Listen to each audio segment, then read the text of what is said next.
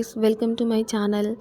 आज हम करेंगे क्लास 10th की एक पोएम फायर एंड आइस, जिसको लिखी है एक फेमस अमेरिकन पोएट ने, जिनका नाम है रॉबर्ट फ्रॉस्ट। इस पोएम का जो थीम है वो एक क्वेश्चन पर बेस्ड है कि whether the world will end in the fire और आइस। ये जो दुनिया है कभी ना कभी तो ख़त्म होगी ही, पर उसका रीज़न क्या होगा, फायर या आइस, बर्फ़ या आग।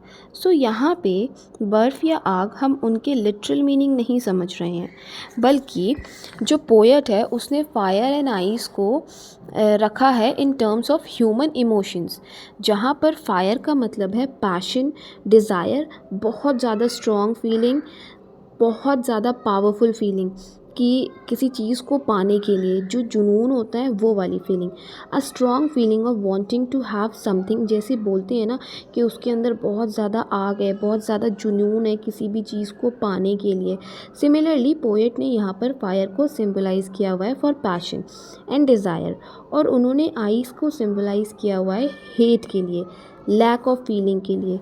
सो जैसे किसी को बहुत ज़्यादा नफ़रत है, डिसलाइक होता है, उसके लिए उन्होंने आइस का यूज़ किया है। So let's start with the poem first stanza. Some say the world will end in fire, some says in ice, from what I have tasted of desire, I hold with those who favour fire. So poet कहते हैं कि ये दुनिया तो ख़त्म होगी ही, पर कुछ लोग कहते हैं कि वो फायर की वजह से होगी और कुछ लोग कहते हैं कि वो आइस की वजह से होगी।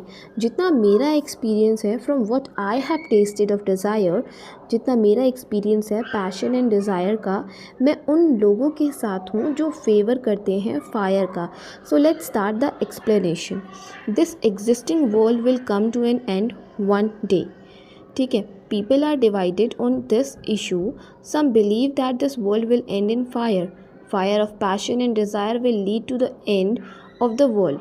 सम people think that this is the world with end in ice, cold reasoning and hate will lead this world to destruction. However, the poet has experienced the passion of love and desire. He supported those who believe that fire of passion and desire will lead to the destruction of this existing world. कभी ना कभी तो ये दुनिया ख़त्म होगी। लोग जो हैं वो इस इशू पर डिवाइड हो रखे हैं कि कुछ ये बिलीव करते हैं कि ये जो वर्ल्ड है वो फायर की वजह से एंड होगा, या फायर जो है उसका मतलब है पैशन, डिज़ायर, जिसकी वजह से दुनिया ख़त्म होगी।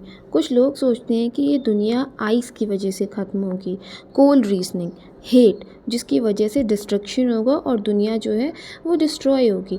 लेकिन जितना पोएट ने जितना भी एक्सपीरियंस किया है पैशन, लव, डिज़ायर, वो सपोर्ट करते हैं उन लोगों को जो बिलीव करते हैं कि फायर और डिज़ायर, पैशन की वजह से डिस्ट्रक्शन होगा, ख़त्म होगी ये एग्जिस्टिंग दुनिया।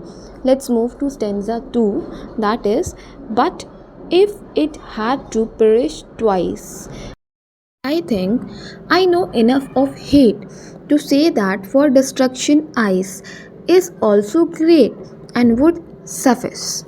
So यहाँ पर perish का मतलब है destroy, enough का मतलब है sufficient, hate का मतलब है dislike and destruction का मतलब है ruin. So poet बोलते हैं कि अगर हमारा जो world है वो एक बार नहीं, अगर उसे दो बार ख़त्म होने का होगा तो वो उसे बिल्कुल डिस्ट्रॉय करना चाहेंगे, जो कि आइस है, वो बहुत सही काम करेगा। So let's move to explanation. Fire can bring the destruction of the existence, but if the existing world has to be destroyed not once but twice, then ice is strong enough to do this job. The poet has seen and experienced enough of hatred in this world. Cold reasoning divide of human feeling only proceed hate, and this cold reasoning is like ice. Ice itself is sufficient enough to cause the destruction of this world.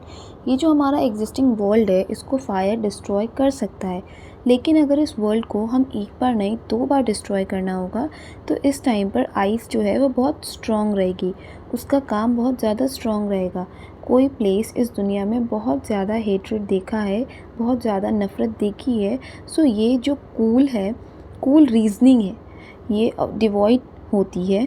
Devoid मतलब lack करती है human feelings पर। Only produce hate, उसके अंदर बस नफ़रत या dislike produce होता है। एंड ये जो कूल रीजनिंग होती है ना, इज़ लाइक आइस, एकदम बर्फ़ की तरह ठंडी ठंडी। आइस इटसेल्फ, बर्फ़ अपने आप में ही बहुत सफिशिएंट है, इनफ है पूरी दुनिया को ख़त्म करने के लिए। सो आई होप कि आपको ये पोएम समझ आई है और आपको ये पोएम अच्छी लगी है। If you like this video then please give it a thumbs up and subscribe करो मेरे चैनल को, और वीडियो देखने के लिए शेयर करो अपने फ्रेंड्स के साथ भी, उन्हें भी हेल्प करो। कमेंट करो अपनी queries and doubts, and thank you for watching.